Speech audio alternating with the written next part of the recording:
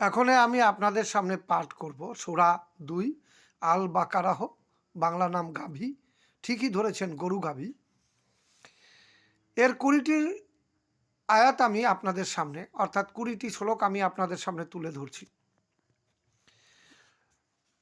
১, আলিম আলিফ লাম মিম, বাংলা মানে আমি জানি না। ২, এটা সেই গ্রন্থ যাতে কোনো সন্দেহ নেই, এতে ঈশ্বরভীরু সদা সতর্ক ব্যক্তিদের জন্য পথ নির্দেশ আছে। ৩, যারা অদৃশ্য বিশ্বাস স্থাপন করে এবং প্রার্থনা করে, আর আমি তাদেরকে যা কিছু দিয়েছি তা থেকে খরচ করে, অর্থাৎ অদৃশ্য জিনিসকে বিশ্বাস করতে বলেছে, যা দেখা যায় না। ৪, আর যারা তদ্বিষয়ে বিশ্বাস স্থাপন করে যা আর তোমার উপরে অবতীর্ণ করেছি, অর্থাৎ কোরআনকে বিশ্বাস করতে বলেছে, এবং যা তোমার পূর্বে অবতীর্ণ করা হয়েছিল, অর্থাৎ কোরআনের আগে যেসব বই অবতীর্ণ করা হয়েছিল সেই সব বইকেও বিশ্বাস করতে বলেছে। আর যারা পরলোক বিশ্বাসী। ৫, এই ধরনের লোকেরাই আপন প্রভুর পথ অনুসরণ করছে এবং তারাই হবে সফলকাম।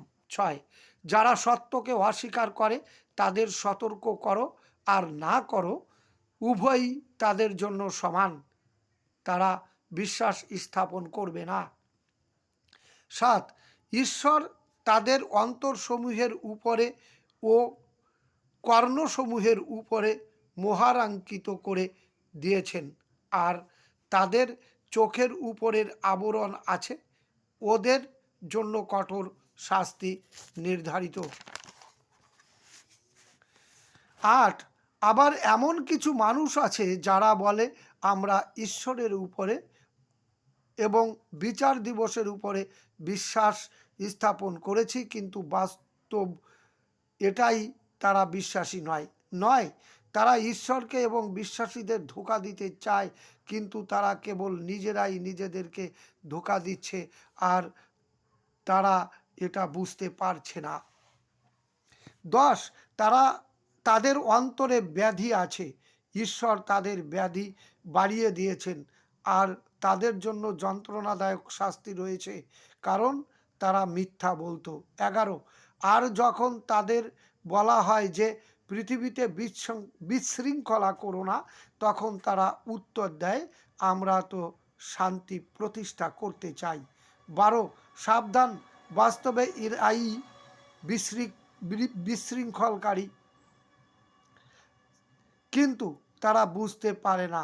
১৩, আর যখন তাদের বলা হয় তোমরাও ওদের মতো বিশ্বাসী হও যেভাবে অন্যেরা বিশ্বাসী হয়ে গেছে, তখন তারা বলে আমরা কি ওই রকম বিশ্বাসী হয়ে যাব যে রকম বিশ্বাসী মূর্খ লোকেরা হয়ে গেছে। সাবধান, মূর্খ স্বয়ং এরাই, কিন্তু তারা জানে না।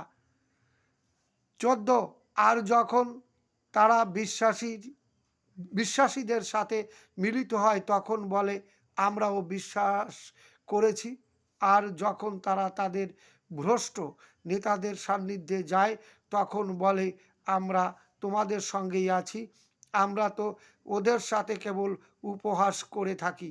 ১৫, ঈশ্বর ওদের সাথে উপহাস করেছেন, আর তিনি তাদের বিদ্রোহের অবকাশ দিচ্ছেন, তারা পথহারা হয়ে ঘুরছে। ১৬, এরা সেই লোক যারা সঠিক পথের পরিবর্তে পথভ্রষ্টতা ক্রয় করছে, ফলে তাদের ব্যবসা লাভজনক হয়নি এবং তারা সৎপথ প্রাপ্ত হয়নি। ১৭, তাদের উদাহরণ এমন যেমন এক ব্যক্তি আগুন প্রজ্বলিত করলো, আগুন যখন তার আশপাশে আলোকিত করলো তখনই ঈশ্বর তাদের চোখের আলো ছিনিয়ে নিলেন এবং তাকে অন্ধকারে ছেড়ে দিলেন, তখন তারা আর কিছুই দেখতে পায় না। ১৮, তারা বধির, বোবা ও অন্ধ, সুতরাং তারা সঠিক পথে ফিরে আসবে না।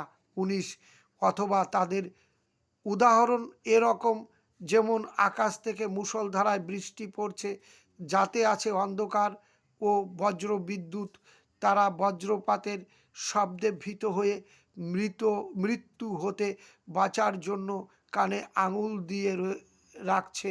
বস্তুত ঈশ্বর অবজ্ঞাকারীদের পরিবেষ্টন করে নিয়েছেন। 20, বিদ্যুৎ তাদের দৃষ্টি কেড়ে নেওয়ার উপক্রম করে। যখনই বিদ্যুৎ ঝলক দিয়ে ওঠে তখন তারা পথ চলতে থাকে। আবার যখন তাদের উপরে অন্ধকার নেমে আসে তখন তাদের চলা থেমে যায়। আর ঈশ্বরের ইচ্ছা করলে তাদের শ্রবণ শক্তি ও দৃষ্টিশক্তি ছিনিয়ে নিতে পারতেন। বাস্তব এই যে ঈশ্বর সব কিছুই করার সামর্থ্য রাখে। কি বুঝলেন কমেন্টে জানাবেন। আমি আজকে এই পর্যন্ত শেষ করছি, কারণ আপনারা আমার পাঠগুলো বারবার শুনে বোঝার চেষ্টা করবেন। রোজার মাস চলছে, সবাই সুস্থ থাকুন, ভালো থাকুন, উপোস ভালোভাবে পালন করুন।